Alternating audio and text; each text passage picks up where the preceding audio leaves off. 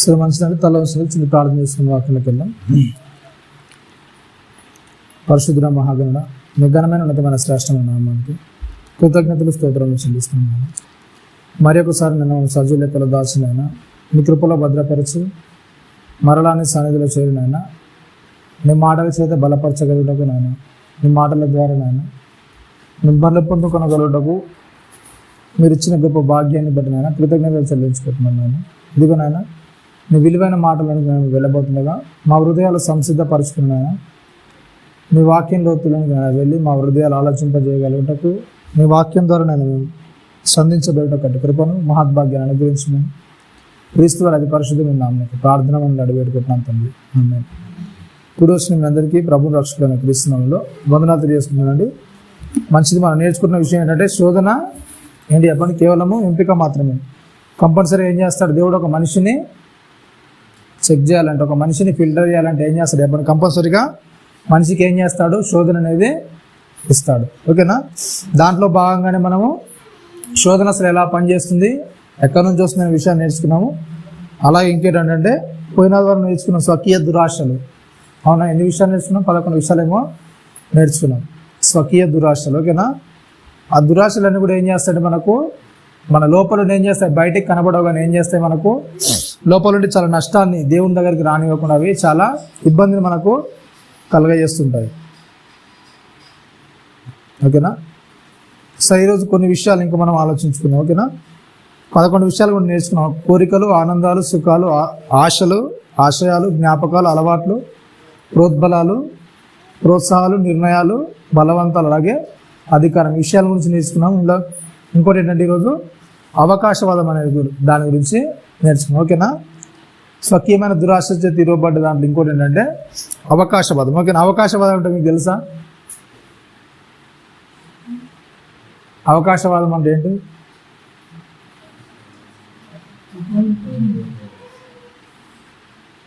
అవకాశవాదం అంటే ఆ సమయం ఉన్నప్పుడు, ఆ సందర్భం ఉన్నప్పుడు ఏం చేయాలి చెప్పండి, ఆ దాన్ని యూజ్ చేసుకోవాలి. అవునా కదా? ఇట్లాంటి దాన్ని ఏమంటారు చెప్పండి, అవకాశం.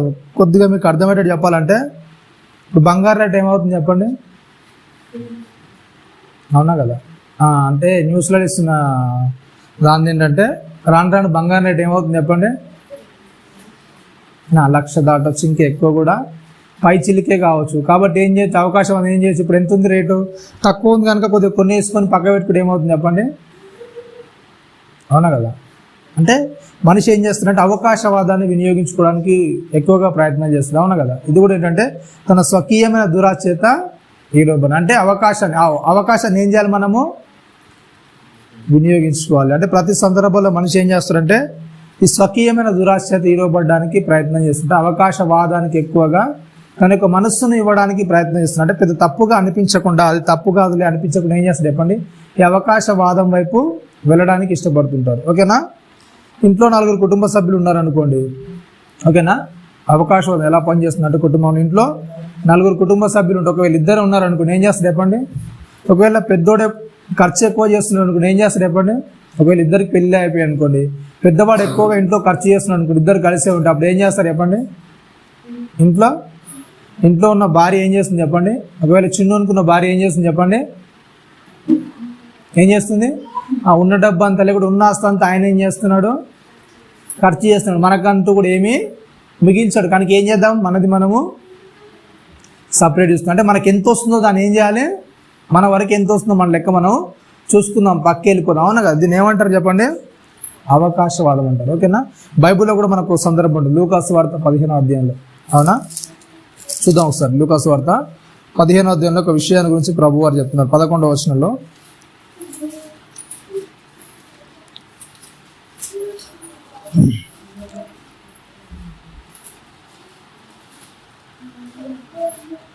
మరియు ఆయన ఇట్లనను, ఒక మనుష్యునికి ఏంటంట, ఇది మనకు తెలిసిన సందర్భం ఏంటి చెప్పండి, 2 కుమారులు. 2 కుమారులు అంటే ఏం చేశాడు, వారిలో చిన్నవాడు ఏం చేశాడు చెప్పండి,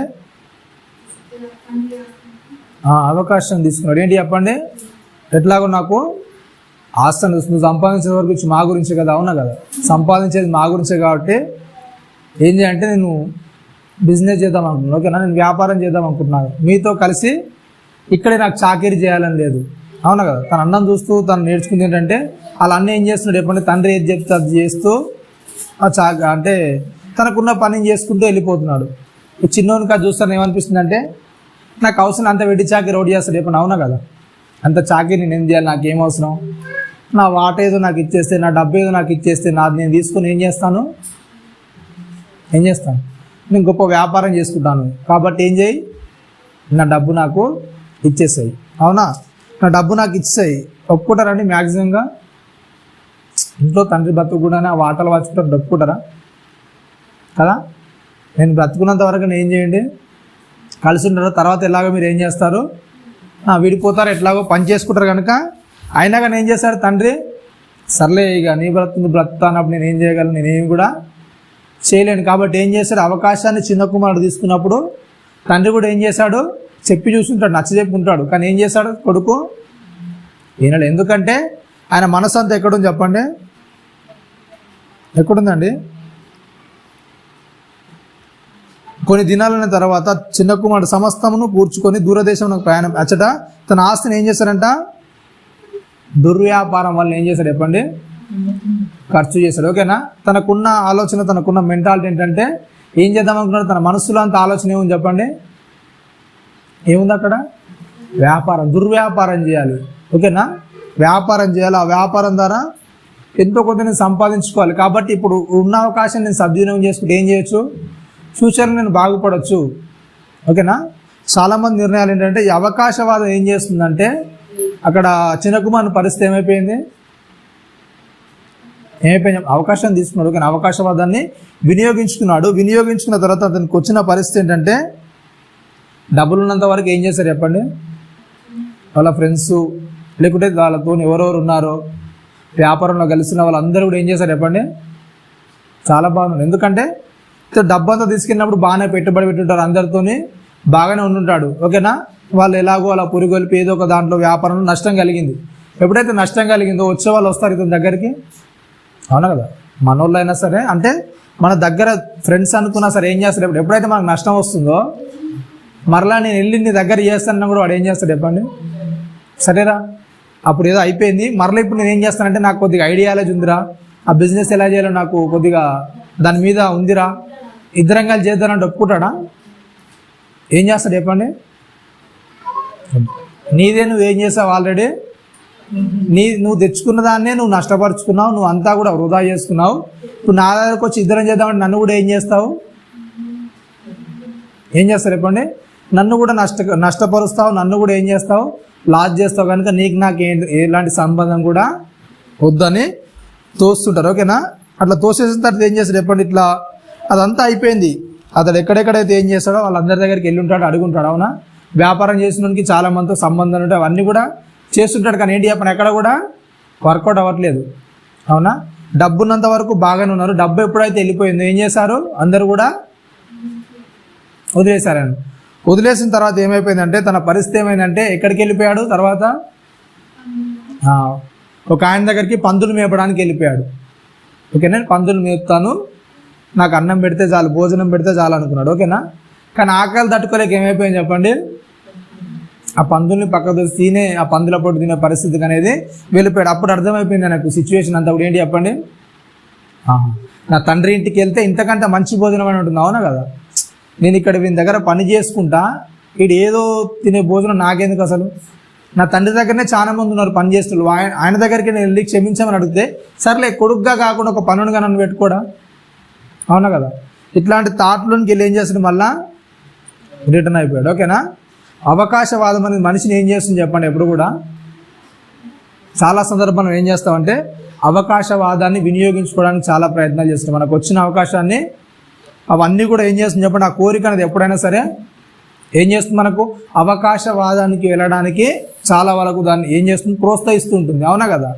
ఎప్పుడైనా సరే మీరు ఆఫర్లు ఏమైనా వచ్చాయనుకోండి, ఇది ఒక్కరోజు మాత్రమే, ఈ రోజు మాత్రమే ఈ ఆఫరు, ఈ రోజు దాటితే మీకు ఏది కూడా దొరకదు, దక్కదు, ఈ ఒక్కరోజు మట్టికి అన్నారనుకోండి, ఏం చేస్తారు చెప్పండి, మీరు ఏం చేస్తారు, ఈ ఆఫర్ అనేది పోతే మరలా మీకు దొరకదు. ఓకేనా? 500కి 5 సీరియల్ అన్నారు అనుకోండి. ఓకేనా? ఈ ఒక్కరోజు మటుకి అంటే కాలనీలో మాత్రమే అమ్ముతున్నాము, మరలా ఈరోజు నేను రేపు పోయాను అనుకో మరలా మీకు ఎవరు కూడా అమ్మరు, ఇది రాదన్నారు అంటూ ఏం చేస్తారు చెప్పండి? ఒకవేళ మీ ఇంట్లో డబ్బులు లేకుండా ఏం చేస్తారండి? ఏం చేస్తారు చెప్పండి? ఎవరో ఒకరి దగ్గర కొద్దిగా అడిగేసి ఏం చేస్తారు? అరువు అడుక్కొని ఏం చేస్తారు? మరలా దాన్ని కొనడానికి ప్రయత్నం చేస్తారు. ఇదంతా కూడా ఏంటి చెప్పండి? అవకాశవాదం. అవునా కదా? మనుషులు ఏంటంటే లోపల ఉంటుంది కానీ ఏంటి చెప్పండి? బయటికి మాత్రము కనబడదు. కానీ ఏంటి లోపల అనేది అది దాగుంటుంది. ఆ దాగుండి ఏం చేస్తుంది? మనిషిని చిన్న చిన్న ఏం చేస్తుంది? తన స్వకీయమైన దురాశ వైపు ఈడవడానికి ప్రయత్నం చేస్తుంది. అంటే మనకి ఎంత ఉంది, మన పరిస్థితి ఏంటి, ఇవన్నీ కూడా ఏం చేయాలి చెప్పండి? ఆ యొక్క స్వకీయమైన దురాశ. ఏ దురాశ? అవకాశవాదం. ఈ అవకాశం అనే దురాశ అనేది ఏం చేస్తుందంటే మన దగ్గర ఉన్నది ఏంటి, మన పరిస్థితి ఏంటి అనేది ఏది కూడా ఏం చేయదు చెప్పండి? ఆలోచించనిది. ఓకేనా? రేపటి భవిష్యత్తు ఏంటి, రేపటి ప్రణాళిక ఏంటి, మరి ఒకవేళ ఇప్పుడు ఉన్నదంతా ఖర్చు చేసి లేకపోతే అప్పు చేస్తే తర్వాత పరిస్థితి ఏంటి అనేది ఏం చేయదు చెప్పండి? అవకాశవాదం అనేది ఏం చేయదు. దుష్టుడు చిన్నగా వేసే వాళ్ళు అనమాట. ఇది అవకాశవాదం ఏం చేస్తుందంటే మనకు రేపటి గురించి ఆలోచించనేది ఇప్పుడే ఉంది, ఈ క్షణమే, ఇది అందుకుంటేనే, దొరికితేనే అని ఏం చేస్తుంది చెప్పండి? అలా ప్రోత్సాహంలో నెట్టేసి అవకాశవాదం అనేది ఏం చేస్తుంది? మనల్ని ఇబ్బందుల పాలనేది చేస్తుంది. ఓకేనా?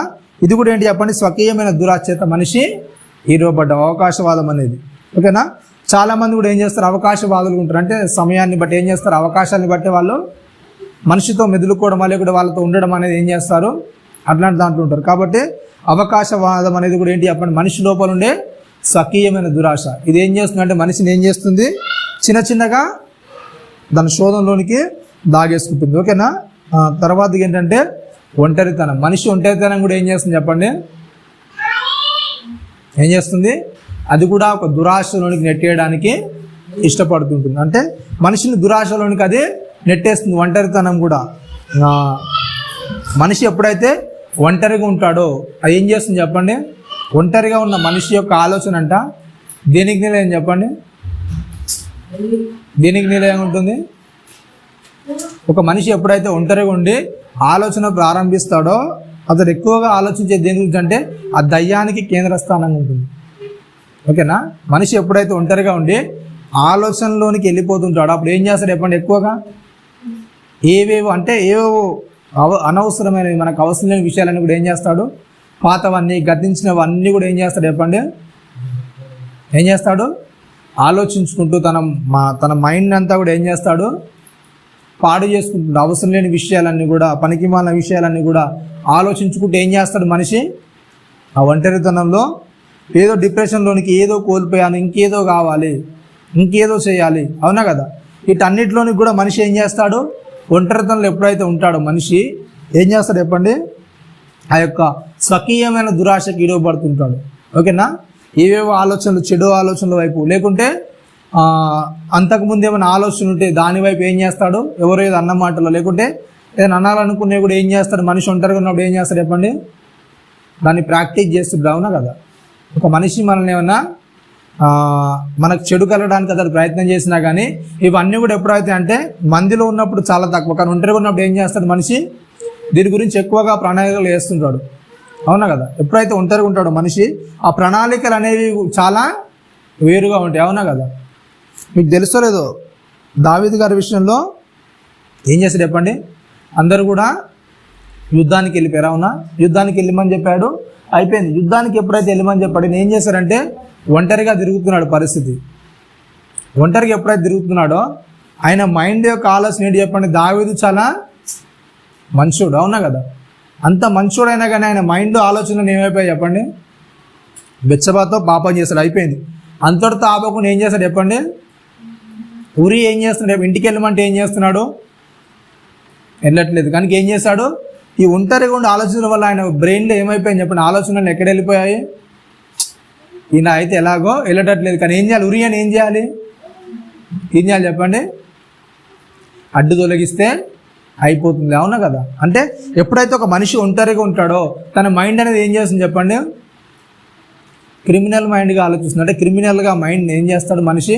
క్రిమినల్గా ఆలోచిస్తాడు. చూస్తానికి మంచిగా ఉంటాడు, కానీ ఆలోచనలు ఎలా ఉంటాయి చెప్పండి? అవునా కదా? దావీదు దేవుని ఇష్టానుసారుడైన మనుష్యుడు, కానీ హృదయంలో ఏమైపోయింది చెప్పండి? ఆ తప్పును బట్టి దావీదుని ఏం చేస్తాడు? దేవుడు ఏం చేస్తాడు చెప్పండి? చాలా ఇబ్బంది పెట్టిన సందర్భం చూస్తాం, అవునా కదా? ఎందుకంటే దాన్ని ఎప్పుడు కూడా దేవుడు ఒప్పుకోలేదు. దావీదు చేసిన తప్పును ఒప్పుకోలేదు, అవునా కదా? ఎందుకంటే అతడు చేసింది చాలా పెద్ద తప్పైపోయింది. అంటే మనుషులు ఒంటరిగా ఉండడం వల్ల ఏం చేశాడు, మైండ్ అనేది చాలా డైవర్ట్ అయిపోయి ఏం చేశాడు, హత్య చేయడానికి అతడు చాలా ప్రణాళికలను పన్నాడు. మైండ్లో చాలా ఆలోచించి ఏం చేశాడు, చివరికి ఆ మనిషిని లేకుండా చేస్తే నా తప్పు అనేది వెళ్ళిపోతుంది అనుకున్నాడు, అవునా?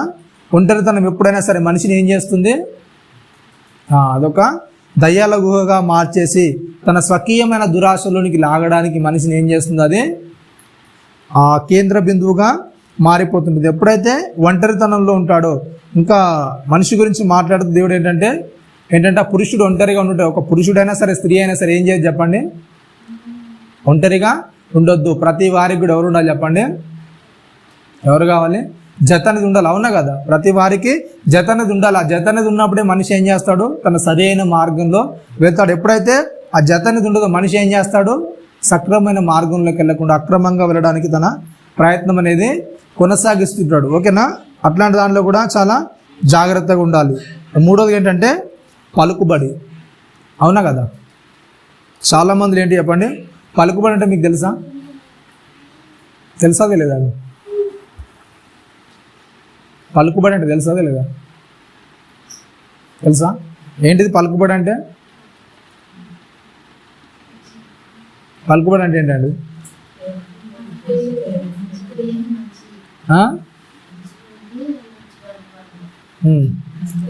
మంచిగుంటే మంచి పలుకుబడి ఉంటుంది, చెడుగుంటే చెడు పలుకుబడి ఉంటుంది. పలుకుబడి అంటే ఏంటి చెప్పండి, అంటే మన స్థాయిని బట్టి, మన ఉన్నదాన్ని బట్టి అవతలి వ్యక్తి ఇచ్చే మర్యాద గౌరవం ఉంటుంది, దాన్ని ఏమంటారు చెప్పండి, పలుకుబడి. అంటే జనాల్లోకి వెళ్తే ఏంటి చెప్పండి, ఇతడికి పలుకుబడి ఉంటుంది. అంటే ఇతడు చెప్తే ఏదైనా చేస్తారు. ఈ వ్యక్తి వస్తుందంటే మీకు తెలుసు, యోబు గారి పలుకుబడి ఏంటి చెప్పండి, యోబు గారు వస్తున్నారంటే ఏంటి చెప్పండి, ముసలోళ్ళు అంట లేచి నిలబడేది, పడుచోళ్ళు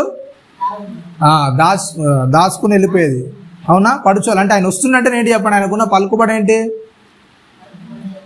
అట్లా.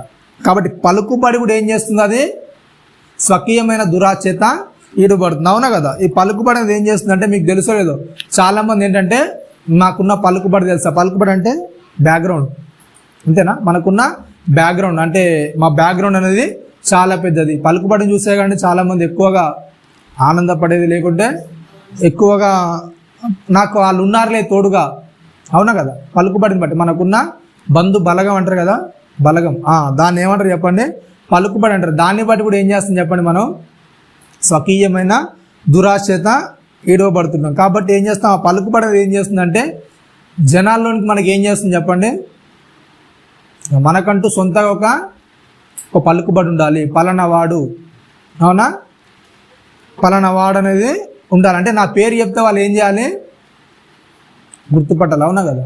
నా పేరు అంటే అవతల వాడు గుర్తుపట్టాలి, నేను ఏది చెప్తే అది వినాలి. ఇట్లా అంటే పలుకుబడి. అంటే పలుకుబడి విషయానికి వస్తేనే మనం ఏదైనా చిన్న పని చేసినా కానీ ఏం చేస్తాం చెప్పండి, మన ద్వారా ఏమైనా అవుతుంది అనుకోండి, మీ ద్వారా ఏమన్నా జరిగేటట్టుంటే, మీ ద్వారా జరిగేటట్టు ఉంది అనుకోండి, అప్పుడు ఏం చేస్తారు చెప్పండి, మీరు చెప్తేనే ఆ పని అవుతుంది అనుకోండి, ఏం చేస్తారు అప్పుడు? ప్రతి ఓనికి కూడా ఏంటి చెప్పండి, ఎంత పని చేయకున్నా సరే, సోమరిగా ఉన్నా సరే, ప్రతి ఓనికి ఏముంటుంది చెప్పండి, ఒక పలుకుబడి ఉంటుంది. పలుకుబడి అంటే వాడి సొంత పలుకుబడి ఉండొచ్చు, ఉండకపోవచ్చు, కానీ ఏం చేస్తారు చెప్పండి, అవతల వ్యక్తి మీద ఆధారపడే పలుకుబడి ఉంటుంది, అవునా కదా? ఫర్ ఎగ్జాంపుల్ చెప్తాను, ఏంటంటే చెప్తుంటారు చాలామంది ఏంటి చెప్పండి, నాకు ఎవరు నేను ఎమ్మెల్యేకు రైట్ హ్యాండ్ లేకుంటే లెఫ్ట్ హ్యాండ్, అవునా కదా? ఎమ్మెల్యే నాకు రెగ్యులర్గా ఫోన్ మాట్లాడుతుంది. ఇవన్నీ ఏంటి చెప్పండి, ఎందుకు? అవతల వ్యక్తి దృష్టిలో నేను గొప్పని అనిపించుకోవాలి, చాలా గొప్పగా కనపడాలి. కాబట్టి ఏంటి చెప్పండి, అట్లాంటి దాని విషయాలు ఏం చేస్తాం చెప్పండి, మనం చాలా సందర్భాలు ఏం చేస్తాం, మన పలుకుబడిని వినియోగించడానికి ప్రయత్నం చేస్తున్నాం, అవునా కదా? చాలా సందర్భాల్లో ఈ పలుకుబడిని బట్టే మన యొక్క ఈగో కానీ, మన యొక్క గౌరవ మర్యాదలు కానీ ఏం చేస్తాయి చెప్పండి, దెబ్బతినే పరిస్థితులు వస్తుంటాయి, అవునా కదా? ఒక చిన్న స్థాయి వ్యక్తి మనల్ని ఏమైనా అన్నాడు అనుకుని ఏం చేస్తుంది చెప్పండి, అప్పుడు ఏమొస్తుంది చెప్పండి, మనకు పలుకుబడి అంటే ఏంటో తెలవాలంటే, మనకంటే తక్కువ స్థాయి ఉన్న వ్యక్తి లేకుంటే తక్కువగా ఉన్న వ్యక్తి మనల్ని ఏదైనా మాట అన్నాడు అనుకుంటే అప్పుడు ఏం చేస్తాం చెప్పండి, ఏం చేస్తాం? మన నోటికొచ్చే మొట్టమొదటి మాట ఏంటంటే, అరే నువ్వెంత లేకుంటే నీ బ్రతికెంత, అవునా కదా? నువ్వెంత, నీ బ్రతికెంత. అవునా కదా? ఆఫ్టర్ ఆల్, అంతేనా? ఆఫ్టర్ ఆల్ గాడివి, ఆఫ్టర్ ఆల్ దానివి. అవునా కదా? ఇట్లాంటి మాటలు ఎందుకు వస్తాయంటే మన దృష్టికి మనం ఏమనుకుంటున్నాము, వాళ్ళకంటే కొద్దిగా బెటర్ స్థాయి నాది, నేను పలుకుబడగలవాడిని, జనాల్లో కొద్దిగా నేను తెలిసిన వాడిని. అవునా కదా? అట్లాంటి తెలియని వాడు నా ముంగట వాగితే ఎలా ఉంటుంది చెప్పండి నాకు. దాన్ని బట్టి ఏం చేస్తాం మనం, మన పలుకుబడిని వినియోగించుకోవడానికి, లేకుంటే మన లోపల ఉన్న ఆ యొక్క గర్వాన్ని చూపించడానికి ఏం చేస్తాం, మన పలుకుబడిని బట్టి అవతల వ్యక్తిని అంచనా వేయడమా, లేకుంటే అవతల వ్యక్తిని కించపరచడం లాంటిదా, ఇబ్బంది పెట్టడం లాంటిది ఏం చేస్తాం మనం చేస్తుంటాం. కాబట్టి పలుకుబడి విషయాల్లో కూడా ఏం చేస్తాం మనం, స్వకీయ దురాశత ఈడవబడుతుంటాం. చాలామంది పలుకుబడి విషయాలు ఏం చేస్తారంటే, మాకు తెలిసిన ఉన్నారు, మాకు కావాల్సిన ఉన్నారని చాలామంది ఏం చేస్తారు చెప్పండి, ఏం చేస్తారు పలుకుబడిని బట్టి. చిన్న ఎగ్జాంపుల్ మీకు చెప్తాను. ఒక రోడ్డు మీద చిన్న గొడవ అయింది అనుకోండి, ఓకేనా? గొడవ అయినప్పుడు ఏంటంటే ఇద్దరు కొట్టుకుంటుంటే ఏమైందంటే, ఒక వ్యక్తి యొక్క మామనో బాబాయో పోలీస్ అనుకోండి, ఓకేనా? అప్పుడే ఆ ప్రదేశానికి వచ్చాడు. కొట్టుకున్నప్పుడు ఇప్పుడు ఆ వ్యక్తి యొక్క బాబాయ్ ఇది చూశాడు అనుకో, ఏం చేస్తాడు చెప్పండి, వీడు ఇద్దరు తగుళ్ళు ఆడుకుంటున్నప్పుడు వీళ్ళ బాబాయ్ వెనుక చూశాడు అనుకో, వీడు ఏం చేస్తాడు చెప్పండి. అప్పటి వరకు కొద్దిగా తగ్గినోడు, అప్పటి వరకు జర కాముషుకున్నాడు, తర్వాత ఏం చేస్తాడు చెప్పండి, ఎప్పుడైతే తన బాబాయో లేకుంటే మామోడని తెలిసినోడు కొద్దిగా పెద్దోడు వచ్చిన అనుకున్నప్పుడు అప్పుడు ఏం చేస్తాడు చెప్పండి, ఏం చేస్తాడు, ఇప్పుడు కొట్టరని. అవునా కదా? ఇంతకుముందు బాగా తిట్టావు కదా, చేసావు కదా, ఇప్పుడు ఏరా నా మీద ఎందుకు చెప్పండి అనుకున్న పలుకుబడి ఏంటి. అవునా కదా? అలాకున్న బ్యాక్గ్రౌండ్ ఏంటి, వెనక నా మామూలుడు ఏమైనా అయితే చూసుకుంటాడు, లేకుంటే నా బాబాయ్ ఉన్నాడు, వాడు ఏం చేస్తాడు చూసుకుంటాడు. చాలా సందర్భాల్లో వ్యక్తులు ఆధారపడేది ఏంటంటే, మన పలుకుబడి కంటే అవతలలో పలుకుబడి ఏం చేస్తుంది చెప్పండి, వాడడానికి ప్రయత్నం చేస్తాం. వాళ్ళు నాకు తెలుసు, వీళ్ళు నాకు తెలుసు. అవునా కదా? నేను ఒక ఫోన్ మాట్లాడితే చాలు ఈ పనులన్నీ అయిపోతాయి, నేను ఒక మాట చెప్తే చాలు ఇవన్నీ కూడా జరిగిపోతాయి. ఇట్లాంటి దాని విషయాలు కూడా ఏం చేస్తుంది చెప్పండి, స్వకీయమైన దురాశ తీయబడతాడు మనిషి. నేను అనుకుంటే ఏదైనా చేయగలుగుతాను, నేను అనుకుంటే ఏదైనా ఏం చేయగలను, సాధించగలను. అవునా కదా? మనలో కూడా ఉండవా? నేను అనుకుంటే ఏదైనా కూడా ఏం చేయగలుగుతాను. అవునా కదా? ఇదంతా ఏంటి చెప్పండి, ఆ పలుకుబడి యొక్క దురాశ ఏం చేస్తుంది చెప్పండి, నేను ఎంతకైనా తెగించగలను, ఏమైనా చేయగలను, అవసరమైతే నన్ను నష్టపరుచుకున్నా సరే అవతలని ఇబ్బంది పెట్టడానికి నేను ఇబ్బంది పెట్టగలను. ఇవన్నీ కూడా ఏంటి చెప్పండి, ఈ లోపల నుంచి వచ్చే ఈ డైలాగ్స్ కానీ మాటలన్నీ కానీ ఏంటి చెప్పండి, పలుకుబడి. మన లోపల ఉన్న పలుకుబడి అవతల వారి దృష్టిలో మనకు తెలుసులే, కొద్ది వాళ్ళు నాకు తెలుసులే, ఆ తెలుసులే అనే దానివల్ల ఏమవుతుంది చెప్పండి, మనకు ఎప్పుడైతే ఒక గొప్ప వ్యక్తి లేకుంటే కొద్దిగా పలుకుబడిలో ఉన్న వ్యక్తి మనకు తెలుస్తుంది, ఏం చేస్తుంది చెప్పండి, ఆటోమేటిక్గా మనం ఆ వ్యక్తి యొక్క పేరును ఉపయోగించుకోవడానికి మనం ప్రయత్నం చేస్తాం. అవునా కదా? పలానా వాళ్ళు నాకు తెలుసు, పలానా వాళ్ళు నాకు తెలుసు. ఇవన్నీ ఎందుకు ఉపయోగిస్తామంటే మన పలుకుబడి యొక్క, అంటే మన యొక్క పరువు పెరగాలంటే ఏం చేయాలి, మన యొక్క స్థాయి పెరగాలంటే ఆ వ్యక్తి యొక్క పలుకుబడిని మనం వినియోగించుకోవాలి. అవునా కదా? పెళ్లి విషయాల్లో కూడా ఏం చేస్తారు చెప్పండి, చాలా సందర్భాల్లో పెళ్ళిళ్ళ విషయాలు కూడా ఏం చేస్తారంటే, ఆ చర్చికి పోకున్న సంఘానికి పోకుని ఏం చేస్తారు చెప్పండి, ఏం చేస్తారు, గొప్ప గొప్ప సంఘాలు ఉన్నాయి అనుకోండి, ఏం చేస్తారు, ఆ సంఘాల పేరు చెప్తారు. అవునా కదా? నేను కల్వర్ టెంపుల్కి వెళ్తాను. అవునా కదా? నిజంగా వెళ్తారో వెళ్ళరో తెలియదు, కానీ ఏం చేస్తారు, ఆ గొప్ప పేరు, సంఘం పేరు గొప్పగానికి ఏం చేస్తారు, ఆ పేరు చెప్తారు. ఓహో వీళ్ళు ఏంటి చెప్పండి, సతీష్ గారి దగ్గరికి వెళ్తారు కాబట్టి ఏంటి, వీళ్ళు కొద్దిగా ఉన్నోళ్ళు. అవునా కదా? అంటే మన స్థాయి అనేది మనం పెంచుకోవడానికి ఏం చేస్తుంది చెప్పండి, అవతల వ్యక్తి పరిపతిని లేకుంటే అవతల వ్యక్తి యొక్క ఆ యొక్క పలుకుబడిని మనం ఏం చేస్తాం, వినియోగిస్తుంటాం. కానీ బైబిల్ ఏం చెప్తుందంటే, ఇట్లాంటి సందర్భాలు ఎప్పుడు కూడా ఏం చేయదు చెప్పండి, మనం అవతల వ్యక్తి యొక్క పలుకుబడిని మనం వినియోగించొద్దు. అట్లాగే ఏం చేయొద్దు, మన పలుకుబడిని కూడా మనం ఏం చేయొద్దు, వినియోగించుకోవద్దు. అవునా కదా? చాలా సందర్భాల్లో మనం అక్కడ డ్యూటీ చేస్తున్నాం అనుకోండి. అవునా కదా? మన తెలిసిన వాళ్ళు రాగానే ఏం చేస్తాం చెప్పండి, ఏం చేస్తాం, కరోనా వ్యాక్సిన్ వేసేటప్పుడు ఏమైందంటే అందరూ కూడా ఏమయ్యారు చెప్పండి, లైన్లో ఉన్నారనమాట. అందరూ కూడా లైన్లో ఉన్నారు. కానీ ఏం చేస్తారు చెప్పండి, తెలిసిన వాళ్ళు ఉంటారు కదా, వాళ్ళని ఏం చేస్తారు, ఆ తెలిసిన వాళ్ళ వరకు ఏం చేస్తారు చెప్పండి, ఆ గుంపు అంతా సపరేట్గా తీసుకెళ్ళి ఏం చేస్తారు, డైరెక్ట్గా వ్యాక్సిన్ అనేది వేస్తుంటారు. ఓకేనా? అట్లాంటి సందర్భాలు నేను కూడా ఏం చేస్తాను, డ్యూటీ డ్రెస్ మీద ఉన్నాను అనమాట. ఓకేనా. డ్యూటీ రేస్ మీద ఉన్నప్పుడు ఏం చేస్తారు చెప్పండి, లైన్లో అవసరం లేదు మాకు, అవునా కదా.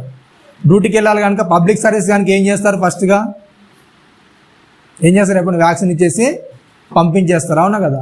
అంటే మనం ఉండాల్సిన అంటే పలుకు అంటే ఆ యొక్క జాబ్ పర్పసా లేకుంటే ఇంకేదన్నా వినియోగించుకొని మనం ఏం చేస్తాం చెప్పండి, ఆ సందర్భాలు అక్కడ నుంచి తప్పించుకోవడానికా ఇంకేదో చేయడానికా, మనము ఆ లైన్లో నిలబడకుండా ఉండడానికా ఏదో ఒకటి ఏం చేస్తాం మనం, అట్లాంటి ప్రయత్నాలు చేస్తుంటాం, అవునా కదా. రేషన్ కార్డు లైన్ కట్టినప్పుడు కూడా ఏం చేస్తారు చెప్పండి, ఎప్పుడో వెనక్కి వస్తారు, అందరు లైన్ కట్టుంటారు, తెలిసిన వాళ్ళు ఉండగానే ఏం చేస్తారు చెప్పండి, చిన్నగా వెళ్ళి వాళ్ళ దగ్గర ముచ్చట పెట్టినట్టు చేస్తారు, ఏం చేస్తారు మరలా వెళ్ళి ఆ లైన్లోకి వెళ్ళిపోతారు. ఎందుకు చెప్పండి, ఇదంతా కూడా ఏంటి, ఆ తెలిసిన వాళ్ళు ఉన్నారుగా వాళ్ళతో వెళ్ళిపోతే అయిపోతుంది. వాళ్ళు కూడా ఏం చేస్తారు, ఇలా సపోర్ట్ ఇస్తారు, వాళ్ళు ఎప్పుడో వచ్చారండి, అవునా కదా, కార్డు ఇచ్చేళ్ళారు ఎప్పుడో వచ్చారు కాబట్టి ఏం చేస్తుంది, లైన్లో కొద్దిగా పని ఉందని ఇంటికి వెళ్ళి వచ్చారు అంటే ఇవన్నీ కూడా ఏం చేస్తారు చెప్పండి, ఇట్లాంటి అన్నీ కూడా మనం ఉపయోగించుకోవడానికి ఏం చేస్తాం, మన ప్రయత్నాలు అనేది కొనసాగిస్తుంటాం. కానీ ఏం చేస్తుంది చెప్పండి, బైబిల్ అనేది ఎప్పుడు కూడా వీటన్నిటి అంటే ఇవన్నీ కూడా ఏంటి చెప్పండి, మన స్వకీయమైన దురాశలు. ఓకేనా, ఇవన్నీ కూడా లోపల ఉంటాయి, ఎవడు కూడా మనకు ఎక్కించరు, అవునా కదా. ఎవరి దగ్గర నుంచో మనం చూసి నేర్చుకోము ఇవన్నీ కూడా, అవునా కదా. ఇవన్నీ కూడా మనం చూసి నేర్చుకోవడం చెప్పండి, ఒకళ్ళ దగ్గర మనము ఇవన్నీ చూసి నేర్చుకునేవి కాదు, ఇవన్నీ కూడా ఏంటి చెప్పండి, లోపల ఏమైపోయాయి, లోపల అయిపోయి ఏం చేస్తాం మనం, లోపల నుండే ఇవన్నీ కూడా ఏం చేస్తాయి మనకు బయటకు వచ్చేస్తాయి. మన లోపలనే ఇవి అయిపోయి ఏం చేస్తాయి, లోపల నుంచి అన్నీ కూడా మనిషి లోపల నుంచి ఇవన్నీ కూడా బయటికి వస్తాయి. ఆ సందర్భాన్ని బట్టి ఆ యొక్క వ్యక్తిత్వాన్ని బట్టి ఏం చేస్తాయి, లోపల నుంచి అన్నీ కూడా బయటకు వచ్చి క్రీస్తును మనల్ని చూపించకుండడానికి ప్రయత్నాలు చేస్తుంటాయి. ఎప్పుడైతే క్రీస్తు మాదిరిని మనం చూపించాల్సిన పరిస్థితి ఉందో అక్కడ క్రీస్తు మాదిరిని మనం చూపించాం, అవునా కదా.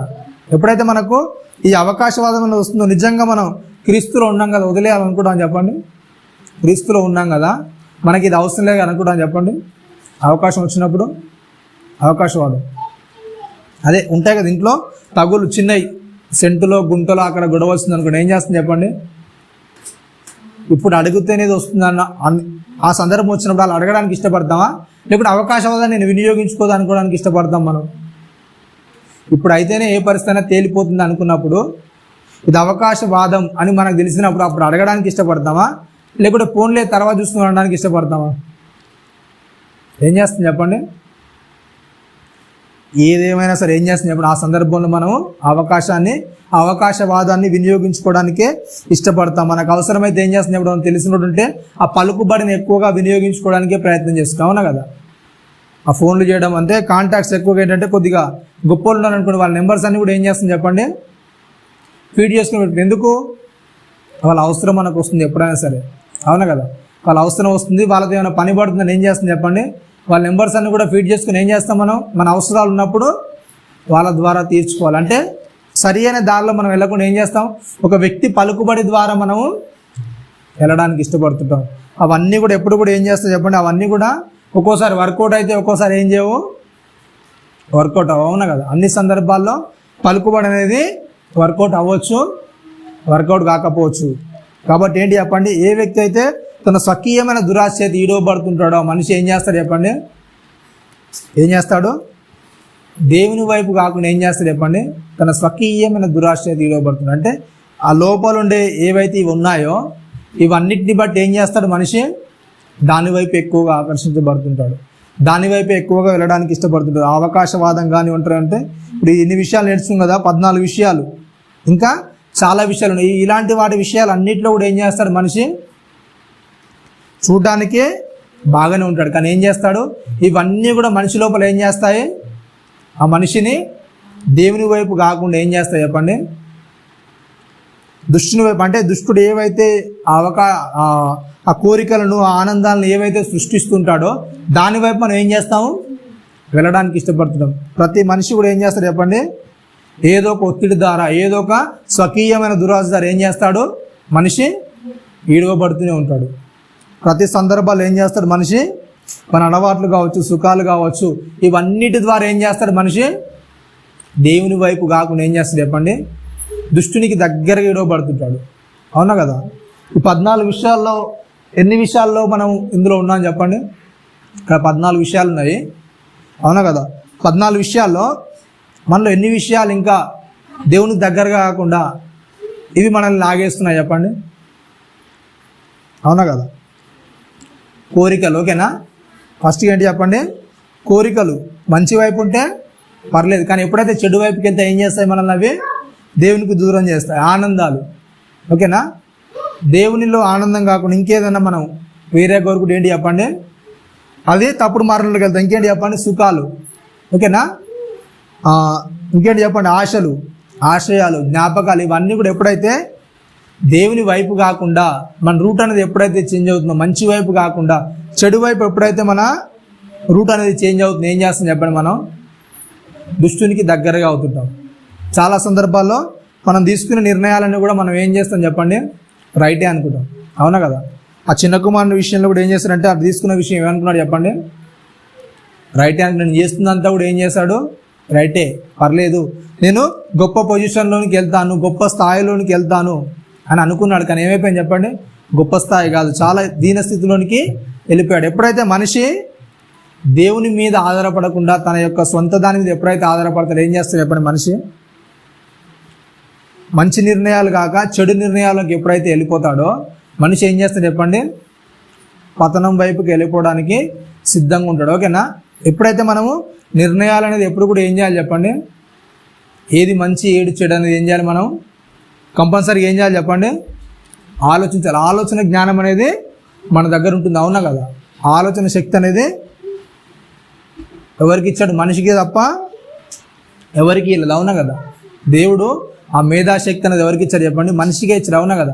ఏది మంచి ఏది చెడు అని ఆలోచించుకునే స్వభావం అనేది మనిషిలోనే పెట్టాడు, అవునా కదా? మిగిలిన జంతువులకు ఆ మంచి అంటే ఏంటో చెడు అంటే ఏంటో ఏంటి కూడా తెలియదు, కానీ మనిషికి ఏంటి చెప్పండి? అన్నీ కూడా తెలుసు. ఏది చేస్తే ఏదవుతుందో, ఏది చేస్తే ఏ కీడవుతుంది. మంచి చేస్తే మన దగ్గరికి ఏమొస్తుంది? ఏమొస్తుంది చెప్పండి? మంచి వస్తుంది. ఎప్పుడైతే మనం మంచి చేస్తాం మన దగ్గరికి ఏమొస్తుంది? మంచి వస్తుంది. చెడు చేస్తే ఏమొస్తుంది చెప్పండి? చెడే వస్తుంది, అవునా కదా? పౌలు గారు మాట్లాడితే ఏంటంటే, మనం ఏ విత్తనం విత్తే ఏమవుతుంది చెప్పండి? గోధుమ గింజ భూమిలోకి వెళ్తే మరల ఏమవుతుంది? అది గోధుమ గింజగానే వస్తుంది, అవునా కదా? మరి మన విషయాల్లో మంచిని ఇస్తే ఏమవుతుంది చెప్పండి? మంచి అనే పంటకు వస్తాం, అవునా కదా? ఇది మనకు తెలుసా తెలియదా? తెలుసు, ప్రతి ఒక్కరికి తెలుసు. మంచి విత్తితేనే మనం మంచిగా వస్తామని ప్రతి ఒక్కరికి తెలుసు. కానీ ఏం చేస్తుంది? ఇప్పుడు ఎక్కువ శాతం మనం మంచి విత్తడానికి ఇష్టపడతాం, చెడు విత్తడానికి ఇష్టపడతాము. అవతల వ్యక్తి పట్ల మంచి చేయడానికి ఇష్టపడతాం, చెడు చేయడానికి ఇష్టపడతాం. అవతల వ్యక్తిని మంచి కోరుకోవడానికి ఇష్టపడతాం, అవతల వ్యక్తిని చెడు కోరుకోవడానికి ఇష్టపడతాము. ఏం చేస్తుంది చెప్పండి? మంచి వైపు మన ఆలోచనలు ఎక్కువగా ఉంటుందా, చెడు వైపు ఎక్కువగా ఉంటుంది మన ఆలోచనలు?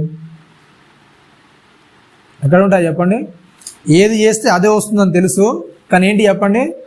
అవన్నీ కూడా మనం అనుభవిస్తూ ఉంటాం. ఏదైతే చెడు చేస్తామో దానికి సంబంధించిన ప్రతిఫలం అంతా కూడా మనం ఏం చేస్తాం చెప్పండి? మన జీవితంలో అనుభవిస్తూ ఏదైతే తప్పుడు అడుగు వేస్తామో దానికి సంబంధించి ప్రతి ఒక్కటి మనం ఏం చేయాలి చెప్పండి? ఏ తప్పు నిర్ణయం తీసుకుంటాం లేకపోతే తప్పుతో అడుగు వేస్తామో దానికి ప్రతిదీ కూడా ఏం చేయాలి? మనం ఏం చేయాలి? దానికి కంపల్సరీగా శిక్ష అనేది వస్తుంది, అవునా కదా? అయ్యయ్యో అని మనం అనుకుంటాం. ఆ సందర్భాలు ఉంటాయి. కానీ ఏంటంటే దేవుని వాక్యం ఏం చెప్తుందంటే, తప్పు ఎలాగో జరిగిపోయింది కదా, ఆ తప్పును ఏం చేస్తారు చెప్పండి? చాలామంది ఏమైపోయిందంటే తప్పు అయిపోయింది, అవునా కదా? ఏదో మిస్టేక్ అనేది అయిపోయింది. ఆ మిస్టేక్ ద్వారా ఏం చేస్తారు? మనిషి ఏదో ఒకటి నేర్చుకుంటాడు. కానీ ఏం చేస్తారు చెప్పండి? మరలా మిస్టేక్ని ఏం చేస్తాడు మనిషి? ఏదైతే తప్పుడు పద్ధతులు వెళ్ళాడో, ఇలాగో నేను నష్టపోయాను కదా, పర్లేదులే అని వెళ్ళిపోవడానికి ఇష్టపడతాడు, అవునా కదా? ఈ తప్పులోనే ఇలానే ఉండిపోతాను, ఈ తప్పులోనే ఎలాగో నా తప్పుడు జీవితం అయిపోయింది, దానికి ఏం చేస్తాను నేను? ఈ తప్పులోనే ముందుకెళ్తాను అనుకుంటాడు మనిషి. కానీ దేవుడు ఏమనుకుంటాడు చెప్పండి?